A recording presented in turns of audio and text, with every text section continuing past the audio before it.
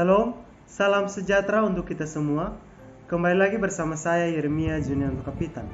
Pada video saya sebelumnya, saya sudah menjelaskan apa itu dimensi yang pertama, yang kedua, dan yang ketiga dalam administrasi gereja baru. Nah, pada video kali ini, saya akan menjelaskan apa itu dimensi yang keempat dalam administrasi gereja baru, yaitu adalah dimensi budaya organisasi gereja.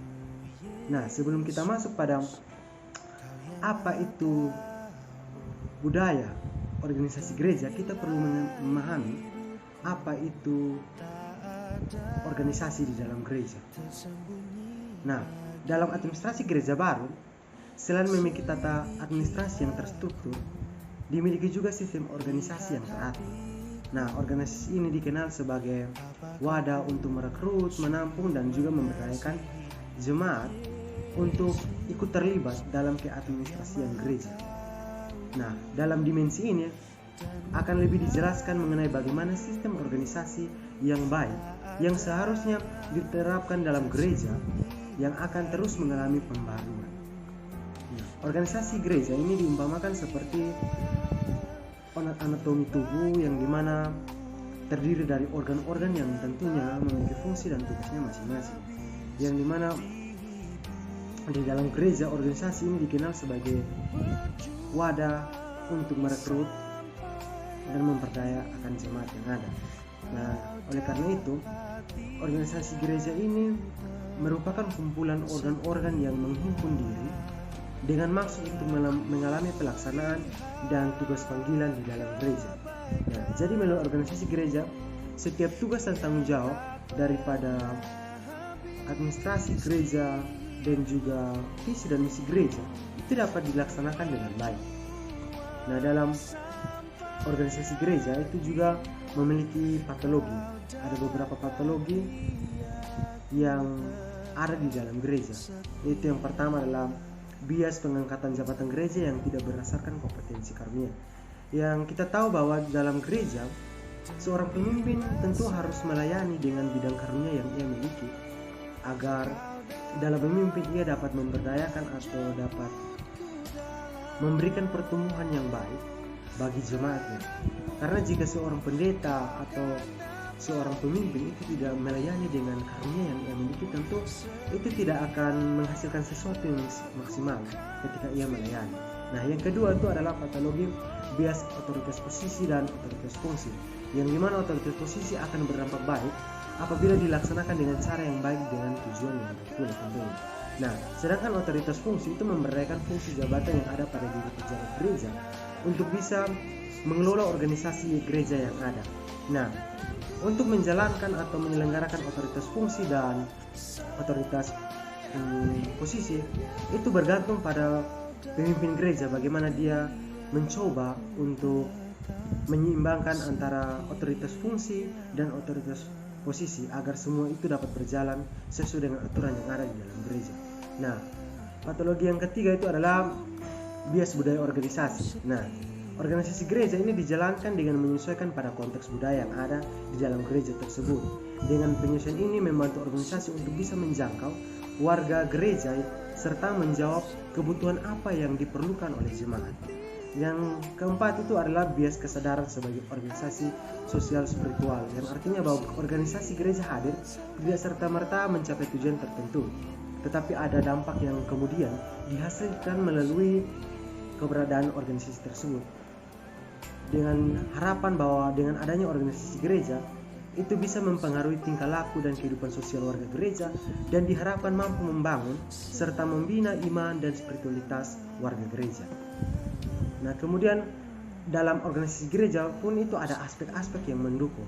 Yang pertama itu aspek roh sebagai keutamaan dalam menata kehidupan bergereja, dan yang kedua itu aspek pembagian kuasa. Artinya di sini bukan kekuasaan, tetapi yang dibagikan sesuai dengan tugas dan fungsinya masing-masing. Dan yang ketiga itu adalah aspek ketergantungan satu dengan yang lain, yang dimana di dalam gereja seperti yang saya jelaskan tadi bahwa seperti anatomi tubuh, bahwa organisasi tidak bisa berjalan tanpa adanya dukungan dari orang lain. Oleh karena itu perlu untuk saling membantu dan juga bergantung antara satu dengan yang lain. Nah, yang kelima itu adalah aspek penetapan otoritas posisi sesuai dengan jabatan dan fungsinya.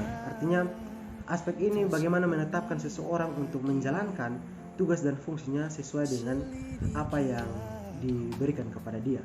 Nah, yang berikut kita juga ketahui bahwa gereja ini merupakan organisme kasih karunia yang berdasarkan pada firman Tuhan, yaitu dalam 1 Petrus 4 ayat 10 yang berbunyi, layanilah seorang akan yang lain sesuai dengan karunia yang telah diperoleh tiap-tiap orang sebagai pengurus yang baik dari kasih karunia Allah.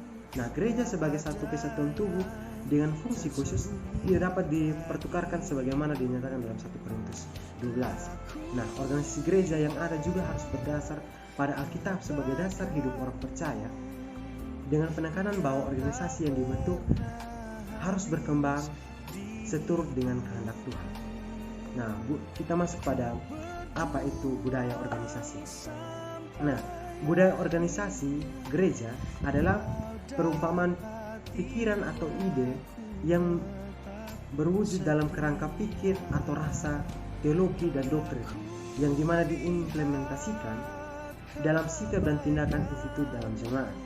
Yang budaya organisasi gereja ini dapat ditransformasikan sesuai dengan perkembangan zaman melalui pemberdayaan perangkat yang berada di dalam gereja yang berpatokan pada nilai dan norma serta budaya yang ada di dalam gereja tersebut. Nah, menurut Robbins, pengertian yang dicoba untuk disampaikan itu menurut Robbins adalah budaya organisasi itu merupakan sistem makna bersama yang dianut oleh anggota-anggota yang membedakan suatu organisasi dari organisasi lainnya. Yang artinya bahwa di dalam gereja budaya itu menjadi suatu khas atau pembeda antara organisasi satu dengan yang lain, sehingga di dalam gereja itu organisasi dengan budaya yang ada itu tidak sama dengan organisasi yang lain. Karena memang di dalam setiap lingkungan atau konteks tentu memiliki budaya yang berbeda, sehingga di dalam organisasi gereja budaya itu perlu untuk dipertahankan agar bisa menjadi salah satu ciri khas antara pembeda dengan organisasi yang lain.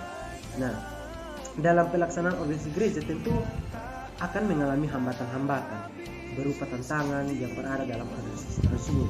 Nah, tantangan-tantangan atau hambatan itu yang pertama itu adalah unfreezing, yang dimana pemimpin dalam gereja terkadang melaksanakan fungsi jabatannya tanpa memberi penegasan sehingga terjadi penyelewengan.